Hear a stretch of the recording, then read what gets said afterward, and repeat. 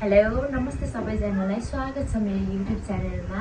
आज yoga पोजेसहरूमध्ये fees pose मत्स्य आसना गरेर देखाउने छु। त्यसको बारेमा त्यसको फाइदाहरू बारेमा भन्ने छु। Let's begin. त्यसको लागि हामी फ्ल्याट भएर तिर with the help of black हामी फ्ल्याट म्याटमा लाइ डाउन हुने अनि हाम्रो यो पामलाई चाहिँ हिप जोइन्टतिर लगेर राख्ने। त्यस्तै गरेर चेस्टलाई लिफ्ट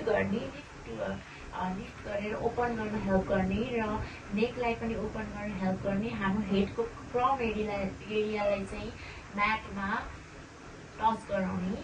यसले चाहिँ हाम्रो यो चेस्ट ओपनिङलाई एकदमै हेल्प गर्छ। अनि हाम्रो यो वेटलाई चाहिँ हेडतिर वेटलाई सिफ्ट नगर्ने, किनकि हाम्रो हेडमा इन्जुरिज हुने चान्सेस हुन्छ। त्यसैले अनि हाम्रो ब्रिदिङलाई चाहिँ हामीले होल्ड नगर्ने, स्लो चाहिँ गराउने तर होल्ड नगर्ने। अनि चेस्टलाई कोल्याप्स हुन नदिने। अनि यसको फाइदाहरू बारेमा चाहिँ यसले चाहिँ हाम्रो चेस्ट ओपनिङ, हार्ट ओपनिङलाई एकदमै हेल्प गर्छ। हाम्रो लङ क्यापेसिटीलाई इन्क्रिज गर्छ। अनि यस्तो हाम्रो सोल्डरमा पेन फटिकहरू छ, हाम्रो अप्पर ब्याकमा भएकोलाई चाहिँ रिलिज गराउँछ यसले। अर्को भनेको हाम्रो हाम्रो बडीलाई चाहिँ इनर्जाइज गराउने हेल्प गर्छ।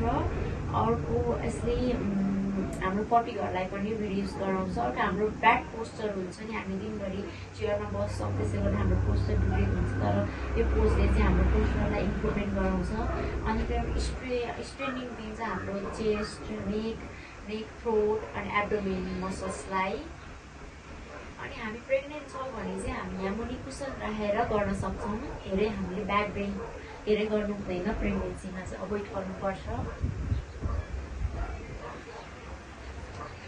त्यस्तै गरेर चेस्टलाई कोल्याप्स हुन नदिने, हेडलाई चाहिँ वेटहरू चाहिँ हेडतिर सिफ्ट नगर्ने याद गरिराख्ने। यति भन्दै धन्यवाद।